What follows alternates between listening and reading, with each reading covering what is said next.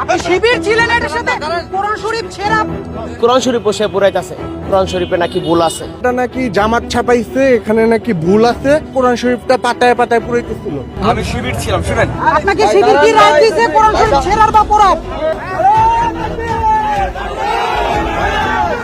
ও আবার দাবি করতেছে ও কোরআনে হাফেজ। প্রকাশ্যে এরকম একটা স্থানে সে কোরআন শরীফ পুরাইতে পারে না। কোরআন শরীফ তো জামাত বিএনপির কিছু নাই, কোরআন শরীফ কোরআন শরীফ। আমাদের প্রকাশ্যে যদি কোরআনটাকে পুরানো হয়, এটা আমরা মুসলমান হিসেবে বরদাস্ত করতে পারবো না।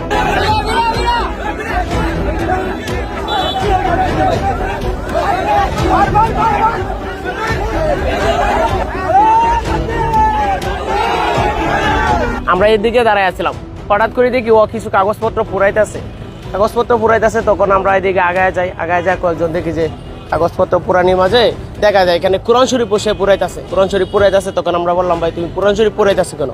পরে সে বলে কোরআন শরীফে নাকি ভুল আছে, কিন্তু এটা হচ্ছে আল্লাহ তাআলার পবিত্র একটা বাণী।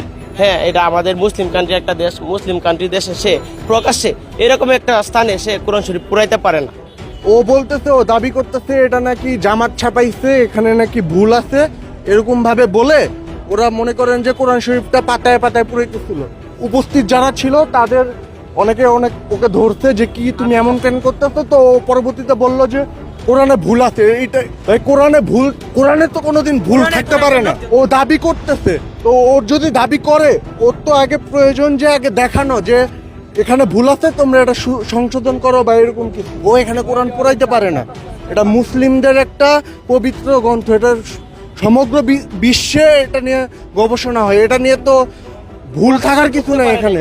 তো ও পারে না এইভাবে। ও আবার দাবি করতে তো কোরআনে হাফেজ। আমিও মাদ্রাসায় পড়ছি, আমি জানি কোরআনে কোনো ভুল থাকতে পারে না। ধরেন কেউ ছাপাইছে, ওইখান থেকে ভুল থাকলে তুমি এসে দেখাও যে এই আপনারা এটা ছাপাইছেন, আপনাদের এখানে ভুল আছে। ও এরকম কোরআন শরীফ এখানে একটা জনসম্মুখে এভাবে এসে পড়াইতে পারে না। আমরা চেষ্টা করতে ওনারা প্রশাসনের হাতে তুলে দেওয়ার, প্রশাসন আসছে ওনাকে নিয়ে গেছে। একটুকি ভাবভঙ্গি বা কথাবার্তা স্বাভাবিক নয়, অস্বাভাবিক। খালি বলতেছিল ভুল আছে এরকম। অনেকেই বললো যে উনি নেশাগ্রস্ত এরকম। না শিবির করতে বলতে কি উনি বলতে চাচ্ছে এটা জামাতের। ভাই এখানে কোরআন শরীফ তো জামাত বিএনপির কিছু নাই। কোরআন শরীফ এটা পবিত্র গ্রন্থ, এটা মুসলিম জাতির গ্রন্থ। এখানে ভুল থাকার কিছু নাই। যদি ভুল বললামই তো, যদি ভুল থাকে ওনার দেখানো উচিত এটা ভুল। এখন প্রশাসন আসছে, প্রশাসন আসার পর সবাই মিলে ওনার হাতে তুলে দিলাম, যাতে কোরআন হচ্ছে যালিকাল কিতাবু লা রাইবা ফি। আল্লাহ সুবহানাহু ওয়া তাআলা সূরা বাকারার প্রথম পৃষ্ঠার মধ্যে লিখছেন যে কোরআনের মধ্যে আজ পর্যন্ত কোনো একটা লোক, কোনো বৈজ্ঞানিক দার্শনিক কোরআনের একটা আয়াত তো দূরের কথা, একটা নক্তাকে ভুল দেওয়ার মতন কারো কোনো বৈজ্ঞানিক কোনো দার্শনিক কেউরই এটার কোনো ক্ষমতা নেই। আল্লাহ তাআলা একটা কোরআনের একটা নক্তারও কোনো ভুল কেউ আজ পর্যন্ত কেউ প্রমাণ করতে পারে নাই। এই কোরআনকে আমাদের সামনে, আমরা মুসলিম হিসাবে, আমরা মুসলিম উম্মার সামনে, সাধারণত এই আমাদের বাংলাদেশের মধ্যে 90% মুসলমানের মধ্যে আমাদের প্রকাশ্যে যদি কোরআনটাকে পুরানো হয়, এটা আমরা মুসলমান হিসেবে বরদাস্ত করতে পারবো না। কোরআন হচ্ছে সত্যবাণী।